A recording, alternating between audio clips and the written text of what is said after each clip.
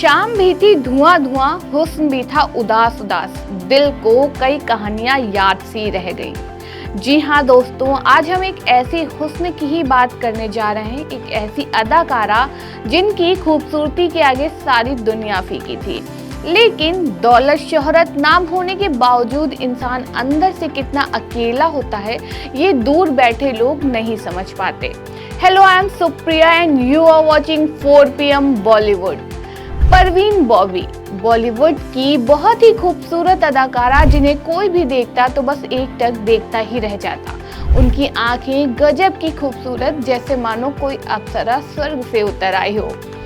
देखते ही देखते वे film industry में सभी की चहेती बन गई और हिंदी सिनेमा की सबसे खूबसूरत और बोल्ड एक्ट्रेसेस में शुमार हो गई, जिन्होंने करीब 2 दशकों तक हिंदी सिनेमा पर राज किया और आज हमारे बीच ना होने के बाद भी सभी के दिलों पर राज कर रही हैं। जी हाँ, तो चलिए बात करते हैं परवीन बॉबी की।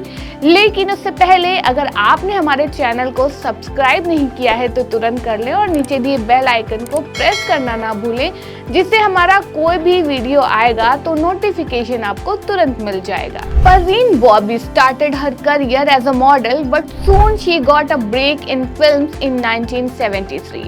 She debuted with the film चरित्र opposite cricketer Salim Durrani. Film flop रही, लेकिन परवीन बॉबी का चेहरा और खूबसूरती लोगों की आंखों में बस गई। Everyone became curious to know who this girl is। शायद यही वजह रही उन्हें फ्लॉप डेब्यू के बाद भी ढेर सारी फिल्मों के ऑफर मिले। डेब्यू के 1 साल के अंदर ही उन्होंने अमिताभ बच्चन के अपोजिट पहली blockbuster film the. Within 2-3 years of her debut, she gained so much fame that she was featured on the cover of the Time magazine.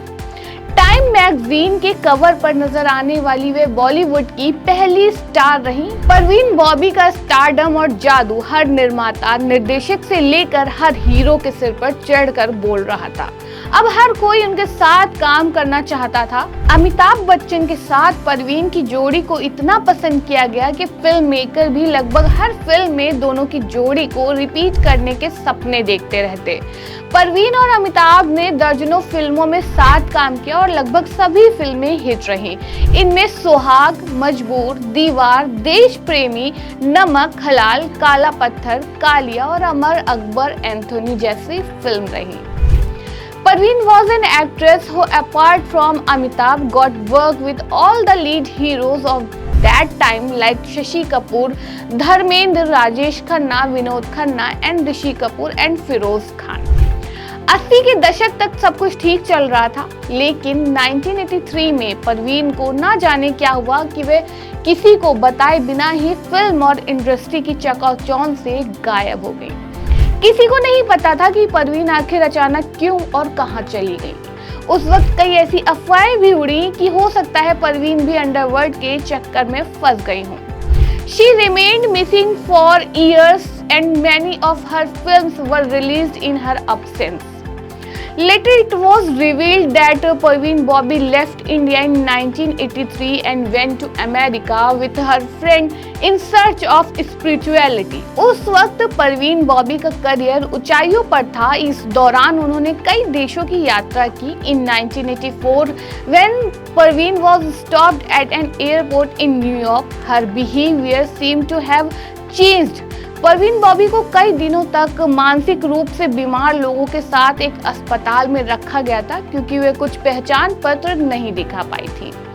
1989 में परवीन वापस मुंबई आ गई, लेकिन तब तक वे पूरी तरह से बदल चुकी थी। उनका वजन काफी बढ़ गया था और वह पहले के मुकाबले मोटी भी हो गई थी। ऐसा कहा जाता है कि परवीन को सिजोफ्रेनिया था। अब इस मानसिक रोग की शिकार वो कब और कैसे हुई, ये आज तक किसी को नहीं पता, लेकिन कहा जाता है कि दौलत और शोहरत के बावजूद परवीन अंदर से बहुत अकेली थी और शायद यही उनकी मानसिक बीमारी की वजह बनी। हालांकि परवीन ने कभी इस बात को स्वीकार नहीं किया और वे फिल्म इंडस्ट्री पर ही आरोप लगाती रही कि इंडस्ट्री से जुड़े लोग उनके साथ साजिश कर रहे हैं और उनकी छवि खराब करने की कोशिश कर रहे हैं। वक्त के साथ परवीन बॉबी की हालत ऐसी हो गई थी कि अगर कोई पत्रकार या मीडिया कर्मी उनसे इंटरव्यू लेने जाता तो वे दूर भागती या फिर उनसे अपना खाना और पानी टेस्ट करने के लिए कहती। परवीन के मन में यह शक बैठ गया था कि कोई उन्हें जान से मारना चाहता है। उन्हें यह तक शक बैठ गया कि उनके मेकअप में भी जहर है और उससे उनकी स्किन छल जाएगी और खूबसूरती चली जाएगी। परवीन के अंदर मारे जाने का डर इस कदर बैठ गया था कि अपने ही आखिरी 4 सालों में परवीन बॉबी लगभग हर फोन कॉल को रिकॉर्ड करने लगी थी। जो भी उन्हें फोन करता उससे पहले वे बताती हैं कि उनके फोन को सर्विलांस पर रखा गया है। बहुत अंदर तक तबाह कर देते हैं वो अश्क जो आंखों से गिर नहीं पाते। जी हाँ, परवीन बॉबी की जिंदगी में अब अकेलापन और भी बढ़ता जा रहा था। फिल्म इंडस्ट्री से उन्होंने खुद को काट लिया था, लेकिन 1973 से 1992 के बीच वे हर अखबारों से लेकर मैगजीन तक के लिए लिखती रही। मुंबई के अपने घर में वे अकेली रहती थी, किसी का कोई आना जाना नहीं था। जो उनके अपने थे उन्होंने भी परवीन बॉबी से कन्नी काटनी शुरू कर दी। शायद यही वजह थी कि वह जब 20 जनवरी 2005 को वह अपने ही फ्लैट में मृत मिली तो किसी को कुछ पता ही नहीं चला। जिस सोसाइटी में परवीन रहती थी वहां के सिक्योरिटी गार्ड ने जब देखा कि परवीन ने 3 दिनों से घर के बाहर रखा दूध और अखबार नहीं लिया है तो उसने पुलिस को ये खबर दी। मौत कैसे हुई नहीं पता, पर कहा जाता है कि परवीन को बाएं पैर में गैंग्रीन हो गया था क्योंकि उन्हें डायबिटीज थी। बेड के पास एक व्हीलचेयर थी, कपड़े, दवाइयां, पेंटिंग यानी कमरे का हर सामान तितर बितर पड़ा था।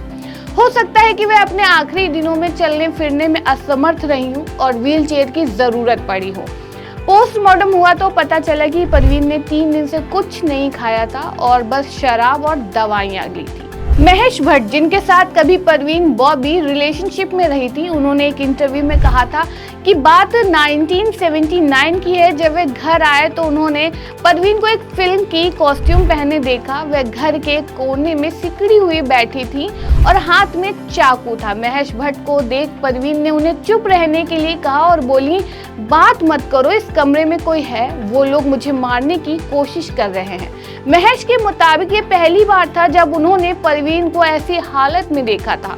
धीरे धीरे यह स्थिति और भी खतरनाक होती चली गई। बाद में पता चला कि परवीन को सिजोफ्रेनिया है। तो ये थी बॉलीवुड की बेहद खूबसूरत एक्ट्रेस की दर्द और खौफ भरी कहानी। ऐसी ही इंटरेस्टिंग इंफॉर्मेशन के लिए देखते रहिए 4 PM बॉलीवुड।